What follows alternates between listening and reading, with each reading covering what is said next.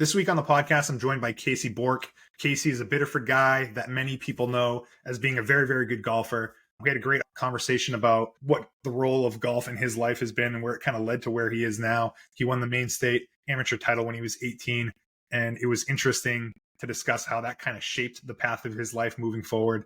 Ended up going to college down in Florida, played a little bit of professional golf, played in the U.S. Open, has a family, lives down in the Orlando area right now. So just had an awesome conversation. Again, mostly focused on golf, but talked a little bit about the businesses that he has. Very interesting guy with a lot of things going on. I think you'll really enjoy this one. So this is the Randy Forcier podcast. If you can subscribe to the podcast on Spotify, Apple, or YouTube, I would appreciate it. Also on social media, on Facebook and Instagram. If you could follow us there too, that'd be great too. So appreciate the support. Here's Casey.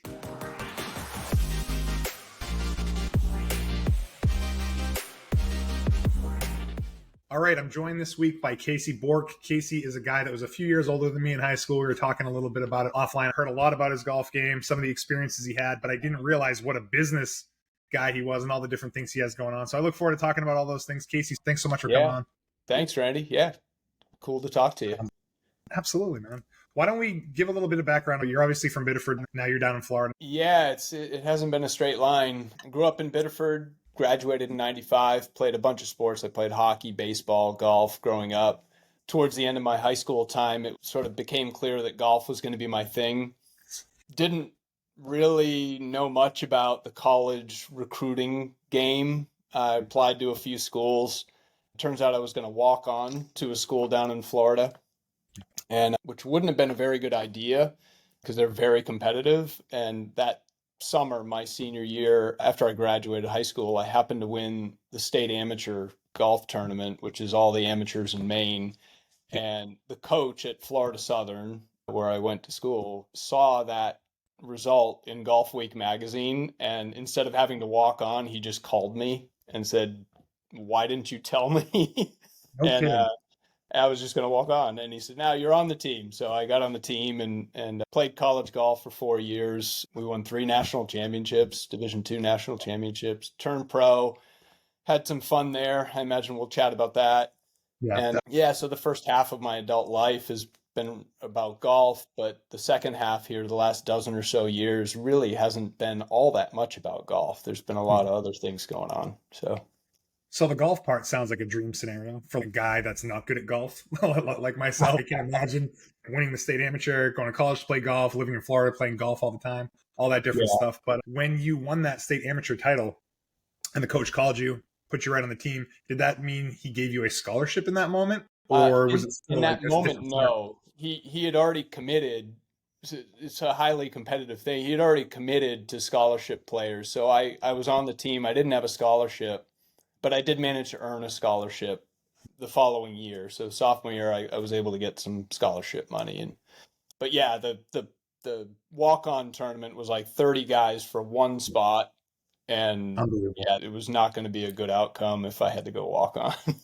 So that Maine amateur title was significant, not just because you won it and it's winning something, but it kind of just led to what happened afterwards. Yeah, that's an insightful observation because I think back, that was one of the pivotal moments in my life. Like, it sounds trivial, but that sent me on a course where I was going to be able to play a lot of golf over the next 4 years and at a highly competitive level. If I didn't win that tournament and I didn't get on the team at Florida Southern, I know I would have gone to school there. I wouldn't have transferred probably. And guys that did that, they didn't play golf in college. I wouldn't have done anything in golf if I didn't win that tournament. Big sliding door moment where things could have went a few different paths. So when you won that tournament, was that expected or was that a surprise? I was 18 years old. It was a total surprise. It was super funny. Like, anybody from Biddeford listening to this might identify. It was at Portland Country Club, which is a high-end private club. And, went there, won the tournament, trophy, presentation, all this thing. And I had some buddies there that were there watching, and one of them was caddying. And I had the trophy leaving Portland Country Club. My buddy's car, his old Jetta, didn't start. And I was the one pushing the car to slip the clutch and get things started out of the parking lot with the trophy. It was cool. Blue collar guys. So this main amateur path, there's like guys that it's not like a thing for teenagers or I mean, this could be people that are 30 years old or Yeah, whatnot in this yeah. tournament. Or yeah, All ages, anybody who's not a pro. So yeah, it was a big deal. so I just had a hot week, got hot, and it was a pretty big deal for me at the moment, you know? I was thinking leading up to this conversation, when did you know you were very good at golf? Like when did that kind of set in your mind? I I've gotten this question before. I've never like golf is a way of just continually kicking you down. I've had moments where I was pretty beat up and I have a story about like really truly coming a day away from quitting.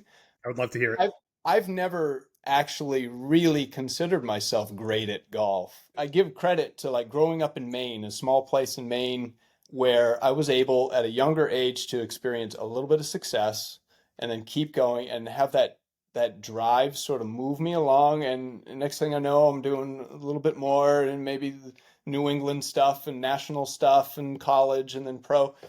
It allowed me that escalation. I think of that here. I live in Orlando now and I see the kids playing here and there's a million of them.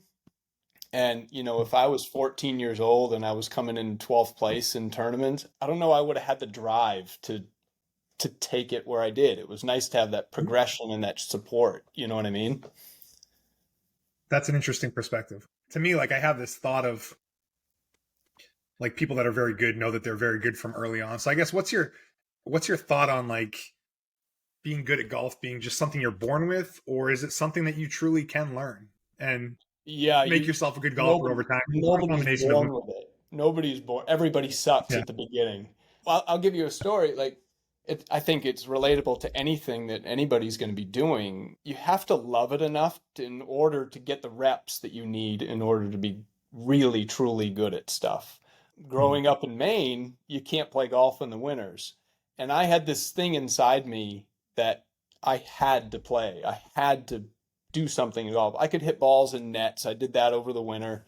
I putted in my room, watching TV. I'd be putting, but I would go to Biddeford Pool, the beach, when there's 2 feet Mhm. of snow on the ground, and I would go to Biddeford Pool when it was below zero just to see the ball fly at low tide. I'd go out there with 100 balls and I'd hit them down the beach and back, and it was stupid, but it was like this insatiable desire to get out there and hit shots and I kind of think that all matters. It all counts. It all adds up, you know? It, it definitely does, man. And that's the like when you say that story, that's probably the thing that most people don't realize. They're like, "Oh, Casey Bourque, he's just really good at golf," but they don't realize that you are doing stuff like that where there's people that want to be good at golf, but they're not doing those things. You know, and It that's probably the difference right I there, or was part of I it. was at it all the time. And if I Mhm. wasn't doing it, I was thinking about it, I was reading about it. It I don't know. I have some tools that help. I have a build, I have a general quasi athleticism, if you want to call that, but I put in a lot of time. Yeah, And you yeah. can't fake it in golf and you know. Me So, and my partner Chris Bedard, who you probably know, I think you guys are yeah, probably fairly yeah, close growing up, but we talk about this Malcolm Gladwell book, Outliers, and how to get good at 100%. something you have to spend 10,000 hours on it, and that sounds like you spent your 10,000 hours playing golf. Yeah, and by the way, those hours are not considered equal, and especially in golf. An hour spent when you're 11 is way more valuable than an hour when you're 46. So when you're young, if you find something you love and you go chase it, you have a chance to get Mhm. there. But Yep, yeah, makes a ton of sense.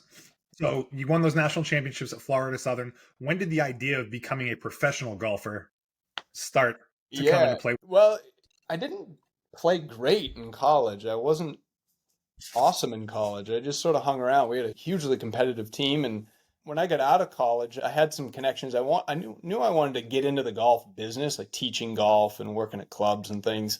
So I figured I'm gonna give it a try. I wanted to satisfy this idea that when I'm 65 years old, I didn't want to look back and say, I should have given it a shot. You know, I wanted to be able to say I gave it a shot. So I had some nice support back home at Biddeford and Saco. I had some really generous members, friends that put a little money together for me to spend a winter or two down here in Florida, work on my game and see where I could take it, you know?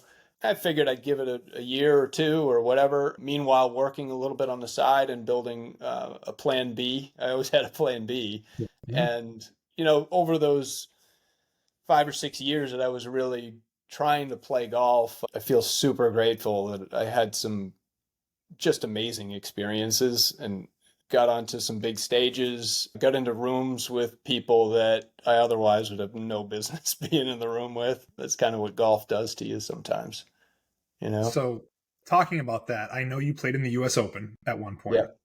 Yep. Um, was that your primary professional experience with some of those big names you're talking about, or did you like ever have other tournaments or just involvement in the PGA in general? I don't know that I Yeah. understand that part. Yeah. The US Open has sort of become this it's like a really concise way. We go to Germany every summer. It's really an Hmm. amazing thing. Like it's not my number one golf accomplishment, to be honest, but it's something that you can mention to anybody anywhere in the world and they instantly grasp like, "Oh, you got to that level." You know? Yeah, And what was that? What's going on here? Uh I have no idea what that was, but it was almost perfect timing yeah, that yeah. you're talking about getting to this Well, level and then fireworks are going off yeah, behind you. so So it's there's perfect. golf pros are a dime a dozen, and but the minute somebody says that, they like there's an immediate sort of recognition, like okay, I got to a reasonable level. What's But the yeah, qualification process for the U.S. Open? it's about 10,000 people that start Yeah. out, and you play 18 holes. They have about 130 sites all around the country, and at each of those sites, there's maybe 120 players, and like two or three make it through to the next stage. So two or three, you got to play great, right? Yeah. And then the next stage, there's like 10 of those sites, and it's the same odds. So you got to do that Mhm. twice. And Unbelievable. yeah, so out of the 10,000, there were about 15 people that made it through who were not otherwise on the PGA Tour that year. And yeah, my parents were there. It was in New Jersey. I had 113 yards on the last hole, 36 holes in one day. I didn't know where I stood. I had 113 yards and I wedge it up there to like this. It was like Yeah. 4 inches from the hole. Yeah. And I give the club to my dad and we start walking and we're halfway to the green. We're 50 yards from the green. And I don't know why they did this, but we were like one of the last groups. And you wouldn't write this in a movie, but they announce on the club loudspeaker for everybody to hear all players at 140, meaning their score for 2 rounds, at 140s, so 270s, right? All players at 140, please report to the driving range for the playoff. And I had that much for 139. I Oh wow. I had a tap in to get in the open by one shot. If I would have hit it Unbelievable. like 3 feet, I would have been so pissed. It would have been sweaty hands shaking. I mean, Yeah, maybe you would have stepped up and dominated it, but I mean, it's just that would have made it that much more of a stressful putt. But yeah, so why would they do that? That's so weird. Like, yeah. you know, The event wasn't done yet, and it was a loud yeah, speaker, like stupid. But I'm like, yeah, I'm gonna get rid of this before I freak out. qualifying for the U.S. Open is an amazing accomplishment. Then, so just the fact that you're able to do that. Where was the U.S. Open the year you played? It was in Long Island, a place called Shinnecock Hills. It's like the third best golf course in the world. Like in some lists, you got Augusta National, Pine Valley, and there's like Shinnecock. And I had a buddy that gave me a chance to go back and play there this past summer, last summer. That was great to get back over there. It was just a thrill. It's like getting a chance to play a couple nights in Fenway in the playoffs, and then getting sent back down to the Sea Dogs. It must have been incredible. Yeah. Um, did you get paired with anyone special, or like what were I, those I interactions with maybe some people that I would recognize? well the tournament they had me paired with a couple of first timers, so they Yeah, like to do that. They like to mix them around. The guy I played with, David Roche, he shot 4 under par on the first 9 holes we were playing. So he was leading the tournament when we made the turn on Thursday. So all of a sudden, we just had cameras and film crews everywhere. My brother and I, Jake and I, are actually on the U.S. Open film, like the official U.S. Open DVD. We're in the background and as they're talking about it. so Jake caddied for you? Yeah, he caddied. I just wanted to share it with him. Like this may not happen Absolutely. again. And by the way, What a great caddy, experience to play with your brother. yeah, and caddies help. Like professional caddies do help, but for me in that situation where I have no idea how I'm going to react, I'm like the caddy is not going to be the bottleneck. It's going to be me. So I just wanted to walk and talk with him and have him sharing it. But funny story, a few years later, I qualified for the PGA Tour in Vegas, and I asked him to caddy for me, and he goes, "No, I only do majors." He didn't want to. That's great. That's great. So you did play multiple PGA events. Yeah, and I made the cut in Las Vegas, so I got a check with the PGA Tour logo on it. I'm on the official money list of career earnings on the PGA Tour. Not by much, but I could say I made a check on the PGA Tour, which playing wise, I shot 6 under par and beat more than half the guys out there that are doing it like all the time. And I was working full time at the time, so it was cool. Yeah. Yeah. They expect a guy like me to show up and shoot 74, 75 and come in third to last and leave, you know. But it was So cool. 6 under, man. That's honestly when I hear 6 under, it's like you're playing a different game than what I'm playing out there. It's pretty incredible to be able to shoot 6 under. It's just like smoking it down the middle, putting it close, tapping in birdies all the time. Like just It's more boring than that. Everybody thinks that you got to hit the big ones and the tight ones. It's really about not screwing up very yeah, much. minimizing mistakes. Yeah, make 4 birdies and 1 bogey and a whole crap load of pars, and you're going to beat a lot of people. A Yeah. lot of Yeah. people. Are you looking for a home loan? Besides hosting this podcast, I'm also a residential loan officer with Norcom Mortgage in Saco. If you're looking in Maine, New Hampshire, Massachusetts, or Florida, I can help. To have a conversation about making your dream home a reality, contact me today. For more information, check out my website at www.randyforcier.norcommortgage.com. Now back to the interview. Did your time in professional golf or on the periphery of professional golf ever lead to any encounters with Tiger Woods or anything like that? We didn't talk about this at all beforehand, but there's an amazing story with Tiger that I was able to corroborate when I went back to Shinnecock Hills that summer. So I pull up in the locker room there, and all the guys are in there. You know what I mean? It's a locker room, and so I go into, and this is funny. Like I go into the bathroom at Shinnecock Hills, and the way their locker room is set up, it's old school. It's an old money club, you know, and so I pull up. This is silly, but I pull up at the urinal, and if you could picture this, I'm at the urinal. To my right is another urinal. There's only two. Yeah. And to my left is a wall, but there's a small window. It's like 2 feet square. And out that window is looking out over this expansive golf course with a sea of people, the 18th green, and this giant US Open leaderboard with people everywhere out there. Yeah. And it was so surreal, this moment of like, I'm going to the bathroom here, but I got all this going on out there. And Tiger pulls up right next to me. So I got Like, this what do you moment. do? Did you not say anything, or is it just like, oh hey, weather's nice out today, or Guys like I don't don't know. say it. Guys don't look. They don't say. They don't do anything. And yeah, and I was like, over the years, I played in '04, and over the years, I told that story, and I was like, I, I, I don't know. You don't know if your memory plays tricks on you. Yeah, And I took a picture in that locker room. It hasn't changed. yeah. There's 2 urinals, that little window, and I'm like, yes, that it really happened. Like, What a so cool thing though. There's just, I mean, 2004 Tiger Woods was, I think, God status at that point, right? I mean, he yeah, started in yeah, '96, so he was, he he was a big deal. And yeah, uh, he was killing it. who won that U.S. Open? Do you remember? Retief Goosen, he No beat kidding. Mickelson down the stretch. He made everything on the back nine. Yeah, so hard. Like Wow. I played. That was the year they watered the seventh green. That was when the USGA like screwed up for kind of the first time, where they were watering the seventh green on Sunday in between Yeah. groups, and that was like Oh, a in between. that was like a 6 iron for me, so it was like an 8 iron for them probably. Yeah. And I never once, all the times I played it in practice rounds, multiple shots, I never once saw a ball from the tee land and stay on that green. But once they softened it up, it just changed things.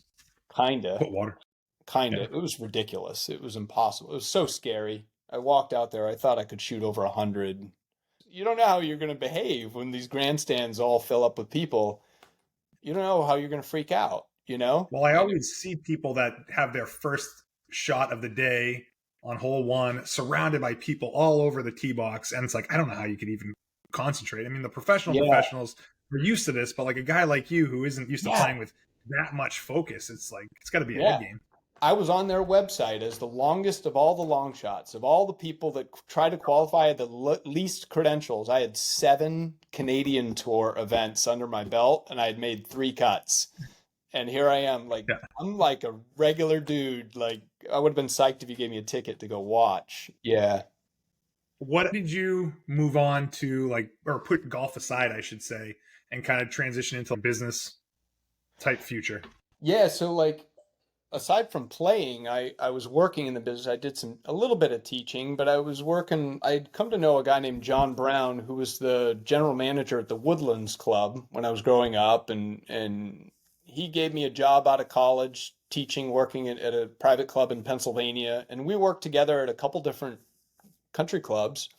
The last of which was out in Phoenix called Moon Valley Country Club. It was the place where Annika Sorenstam shot her 59 Oh, in no that kidding. in the tournament. That's where she shot her 59. It was owned by Ping, and the Solheims lived right on the 10th hole there, and I was the director of golf there. No kidding. And so while I was there, the market went like this, and the club basically offloaded a lot of their higher payroll types. So they basically offloaded my position. And I had had lunch with the executive director of the PGA out there, and they were doing this 100-hole marathon to raise money for the Special Olympics. Mhm. And we talked about it, and my wife was doing some stuff in websites and graphic design. And I said, I think we could probably build something better than what you got. They had this rickety thing. So, long story short, we built a website for them called pgagolfday.com. They had they had about 20 golf pros go out and play 100 holes each, and they raised 140 grand for the cause. And that executive director told all the other executive directors around the PGA that this was a mechanism that they raised this money, and we were building it for free, and we'd charge a little bit on the back end based on what they raise.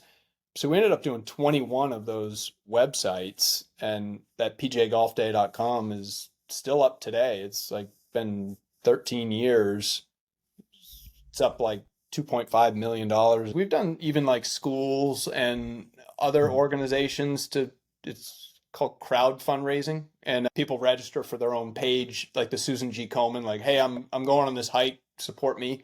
And yeah, and so that was the impetus for me to maybe start focusing on working together with my wife in this space. I had studied marketing and finance, and so I play translator. She makes things pretty. She does the design Yep. work. I'm more the functional guy, the marketing strategic guy, and we've had a digital marketing agency for the last 15 years now, close to it. So, And what's the name of that digital marketing um, agency? Web Design Phoenix Mhm. started when we were living out in Phoenix. It's Yeah. optimized out there, so when people search for our stuff, and so we're like the outsourced digital marketing department for small, mid-sized businesses. Now, how did that? Because you also had a different company, White Truck Websites, and that's a bit of a different thing than what you Yeah, have with your wife. that's only recent. That's only been a Mhm. recent thing. A friend of mine, another fellow Biddeford guy, Cy Sear, we together have figured out, and in my experience, we work with companies that are doing a couple million to 20 million or more Mhm. in revenue, and companies that are able to spend a little bit of cash. And so we work for like anywhere between 500 and say $10,000 monthly sort of Yep. agreements. But there's a lot of businesses out there, like service oriented business, electricians, plumbers, contractors, even small medical practice, things like that, that they know they need to have a presence, but they don't know how. They don't know how much it's going to cost. They're scared of it, and they don't want to have any brain Yeah. damage. They just want something simple and clean. So we're like, Yeah. we've got a way to sort of do that at scale, do it right, but at an affordable way where they know what they're paying. So I yeah, imagine a lot of those companies, like you said, they're focused on building stuff or laying wire or whatever. The idea of doing a website is just kind of overwhelming, and they probably don't prioritize it. So for you to be able to tap into that market, it seems like yeah. a no brainer. I just had a conversation with a guy yesterday where they're doing great business and Mm-hmm. they're relying on phone calls. And that's cool when you're dealing with 55-year-old prospects. They're used to calling. But the 24-year-olds who are soon going to become decision makers in businesses, they're not cool with just calling and finding out some information about your company. They're doing a lot more research up front. So if you're not online, you're not on the radar and that phone is not going to ring. You know what I'm saying? Making a phone call is honestly the last thing that I would want to do ever. Yeah, like Yeah. you used to buy a car, the first call you'd make is to the car salesman. Now, by the time you get to the car salesman, you probably know the VIN number of the car you want to buy. You've 100%. researched everything. You know exactly what car you want to buy. So if you're not Yeah. bringing some secret sauce up front, helping yourself get found organically or whatever, delivering some value, helping them figure out that your company is worth a darn, Mm-hmm. you're not going to get that phone call, especially when these young people get older and they Yep. none of us 100%. our age want to make phone calls. I don't. No, definitely not. And voicemails and all that stuff. There's no way. So, No. so Web Design Phoenix and White Truck websites. So those are your main two things right now Yeah. that you're Yeah. focusing on. Yeah, and there's some spin-off stuff. I do a little golf course consulting with John Brown, the same guy that got me in when I was Mhm. 12 years old. I met him. He's an expert, nationally renowned like golf course operator. So we do some consulting work for golf courses. He's the operator, I'm the And is marketing that, guy, and we got an agronomist that does the turf grass. And and that's KPI golf management. yeah, KPI golf management. How do you have all the time for this stuff? Two businesses, golf management. I mean, there's a few other things you got going on too. Having a family, holy cow. Yeah, yeah. To be honest, I don't know. Somehow it all balances out. Like Yeah. I'm not doing it all myself. I play quarterback with a lot of it, Mhm. but we just sent a proposal to a club in India that saw John speaking and they want to get their turf grass under control and we got somebody out there that can help them and so it's interesting. It's just I did a talk at the local golf academy here. These are guys that were pursuing a career in golf, and one of the big things in golf is like worrying about how much money you're going to make. They're all concerned about low wages, right? You work in a golf shop, you're making 15 bucks an hour. Why won't these Mhm. golf courses pay me anymore? And my response was like, you know, it's not their fault that they're not paying you enough. Maybe you need more leverage in that conversation. And by having leverage, I mean whoever has options gets to drive that conversation. If you have six clubs that want you, you get to take the highest bidder. You're going to be able to drive the price up. But if they're looking at 12 candidates, all that can do the same exact thing, they're going to go for the lowest. And you're succumbing to that. So I like having a lot of this stuff going on. If any one of them goes away, I'm fine. No one of our clients or anybody has more than, just a few percentage points of our overall income. So Yeah. more Makes a ton of sense. And you also have a Golf Essentials YouTube channel, or is that something that was kind of in the past? Yeah, that's in the past. I'm not doing much of that. I enjoyed teaching golf and I still enjoy helping friends. I don't charge anything for teaching Yeah. golf. I help buddies. When I'm back in Maine and you want to go tee it up or you want to go hit some shots, I'm all for it. We'll do that. I have friends that play high school golf. They'll shoot me videos and I'll help them. I love that. I don't want to sit on a tee and help people for 8 hours Yeah. a day. It's just not my thing now. Um, yeah. One of the things that I saw is you mentioned that golf is hard, but it's not complicated. And I thought that Yeah. that was like a pretty interesting thing. Is that like something you've repeatedly said to people over time? Yeah. People want to believe it's complicated because it is hard. Like if I can't Mhm. do it, it must be complicated. But the reality Mhm. is like everybody knows how to get stronger. You lift weights and you do push-ups but nobody wants to do those basic things. You know what I'm saying? But Mhm. golf, which led me to the YouTube stuff, I put those up online, and then that led to the book, and the book is basically, it's a beginner's guide to golf, but it's basically just how I have played golf my whole life, and it's surprisingly simple. And what occurred to me is that, golf lessons in general, to me, I believe are geared more for the convenience of the instructor than for the benefit of the student. And that sounds crazy to say, but if you were going to allocate, say, 4 hours a month to instruction of golf, like say once a week, you're going to have an hour kind of thing. I believe that breaking them up into little 15-minute lightweight touches more regularly would be much more beneficial to the student than having a 4 hour cram session where a lot of the stuff is going to go in one ear and out the other. You know what I'm saying? Those I lightweight agree. touches over time. The problem is no professional wants to drive out to the course and back for a 15-minute session. So they make it an hour and they try to fill that space and, you know, throw stuff at you that you Mhm. probably don't need. So anyway, I think it should be simple. And I like that idea. But yeah, like you said, no golf instructor ever would want to do that. I think about just if you could talk with someone even the first time, like very beginning level, just talk about like your stance or your alignment or your grip on the club and just like it's spend always 15 that. minutes talking about that, then setting them on their way as Yeah. opposed to like you're doing those things and then you're talking about your backswing. Like it's overwhelming. It's always Yeah. that, by the way. It's always the Well, basic, like how you're standing, how you're aiming, how you're holding the club. For me, like anytime I've been struggling in my career, I go back, what I thought was aligned was not. And when I check that, now I'm free. Now I can hit it. You know what I mean? And it's not like what your wrist is doing at the top, and then all that is shit. I love hearing it, man. I can see that a little bit. But yeah, why would a instructor want to just spend 15 minutes telling you that one thing and then moving on when they can spend Well, an hour talking about everything else? in And fact, if you think about it, if you take it one half step further, knowing that instructors are competing for attention, right? If you want to be on the golf channel as an instructor, you got to come up with something creative. You got to come up with something new, some new take on really what is a known thing, like club face, angle, path. So you're always coming up with stuff, and it just breeds this confusion that's sort of unnecessary for 99% of the players out there, you know? no, that's good to know. I So, would like to take you up on your offer of playing and hitting some balls at some point when you're back in Maine. So we'll definitely stay in touch about that. yeah, definitely. It looks like you and Cy worked on something called the Most Annoying Golf Partners Project. What was that all about?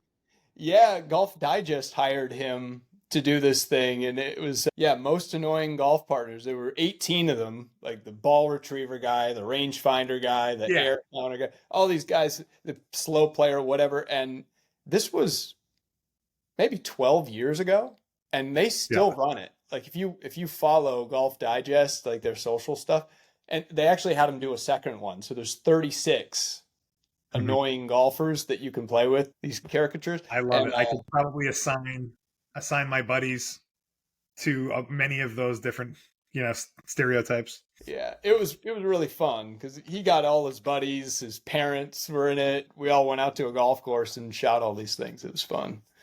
Yeah. Yeah, Was it like a picture? I mean, obviously he's a photographer, so like it involved a yeah, lot of like picture taking for each one yeah. of those He roles. got a couple professional models as well to mix in there, and yeah, so they're just still shots, but they're with context, and they're Yeah, just really fun.